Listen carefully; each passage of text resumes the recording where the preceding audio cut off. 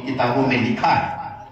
معاملہ یہ ہے کہ حسن بصری کا حضرت ابو حفص سمرقندی رحمت اللہ تعالی علیہ نے جب حج کے لیے ارادہ کیا تو حج میں ایک نوجوان کو آپ نے دیکھا، جہاں جاتا ہے صرف درود شریف پڑھتا ہے، جہاں بھی جاتا ہے درود شریف پڑھتا ہے، طواف کرتے ہوئے جہاں لبیک کہنا ہے وہاں بھی درود شریف پڑھتا ہے، جہاں استغفار کرنا ہے وہاں بھی درود شریف پڑھتا ہے، احادیث میں جو مخصوص دعائیں آئی ہیں وہاں پر بھی درود شریف پڑھتا ہے۔ تو میں نے یہ معاملہ دیکھا تو میں نے اس سے پوچھا تو ہر جگہ پر درود شریف کیوں پڑھتا ہے؟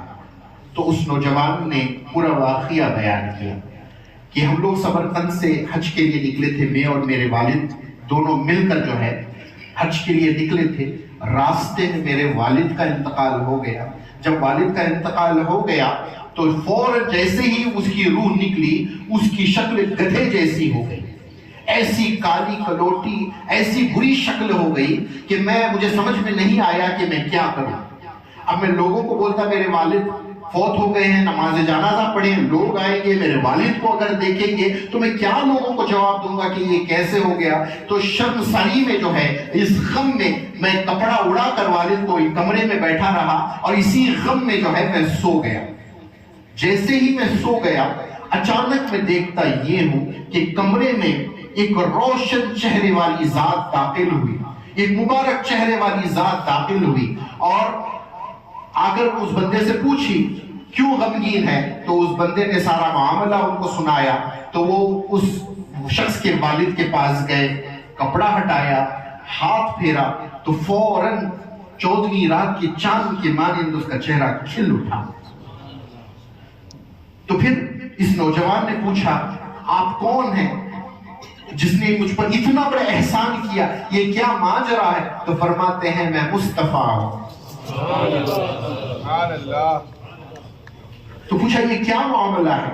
تو کہا تیرا والد حرام معاش کمایا کرتا تھا، تیرے والد کی کمائی میں حرام شامل تھا، اس کی وجہ سے اللہ تبارک و تعالیٰ نے یا تو اس کا چہرہ روز محشر مس کرنا تھا یا ابھی مس کرنا تھا، تو میرے رب نے اس کی درود شریف پڑھنے والی عادت کو دیکھ کر پورے اہل محشر کے سامنے ذلت سے بچانے کے لیے اس کو ابھی اس کا چہرہ مس کر دیا۔